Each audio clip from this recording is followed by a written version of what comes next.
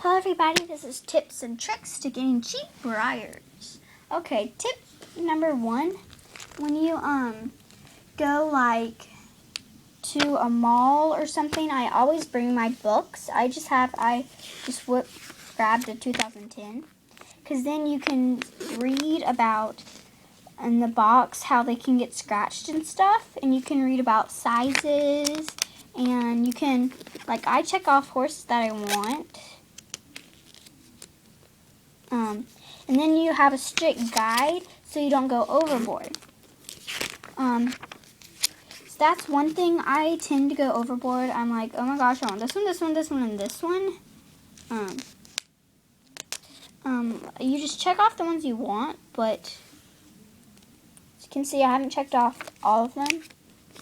One page, because I don't do lots of that stuff.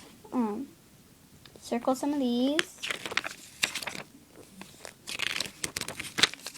Yeah, so then you can see how much it is in the book, how much it is in the book, and everything.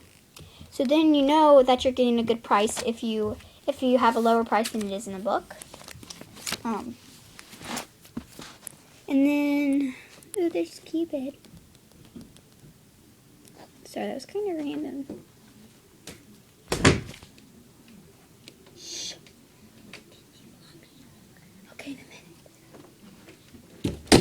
Okay, that was my brother. He wanted me to get him something to drink.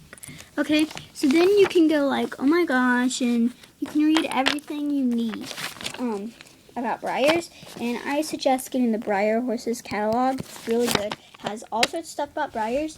So yes. I think I've got another catalog somewhere around here. I did have a catalog. Yeah. Okay, so that was tip number 1. Just to bring your book so you can read about stuff, and you know that you're getting a good price. Okay. Now tip number 2 is bargaining. Like, if they give you this horse and it has that scratch, and they say, well, I'll give it to you for $20. And if you look in your book and you see that it's going for $15 new in box at another store, then you know that that's a ripoff. And then you can say, if she gave you a 20 offer, I would say, how about 15? And she would say 16, and I'd say 15, not budging. I'm not moving. I'm only going to give you 15 for this horse. And then she'll say, or he will say, okay, you don't want to keep on, like, saying 15, no, 20. You don't want to keep on doing that. I go back and forth about 2 times, and once I am finished and I think that's a good price, I say 15, no more, no less. And then they usually take it. So that's another little lesson. And then yard sales, and garage sales, you have no idea what you ever could find.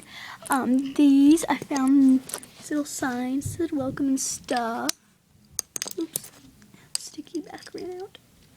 So, and you never know, because there was a girl selling the Breyers at her yard sale in perfect condition for 99 cents each.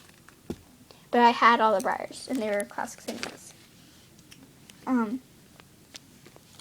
So yes, you always want to take these to anywhere you go, even if they don't usually have a Breyer place or somewhere they sell Breyers.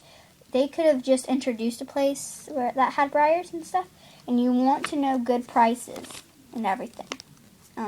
You don't want it to be a ripoff, and you don't want to get it for a bad price. That's what I like about these books.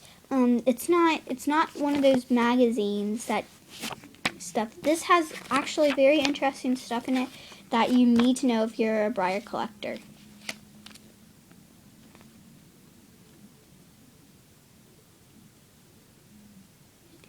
And like, all these facts are good to know. And you can, like, Collector's Choice, it's a stalemate, I think. And then these things if you buy all 3 of these. You get a winter free. Yes, so I hopefully am going to do that. But you don't want to go overboard. That's another reason why I check things off. So you don't get a horse that you don't need. So yes, that was Breyer tips and tricks part 1.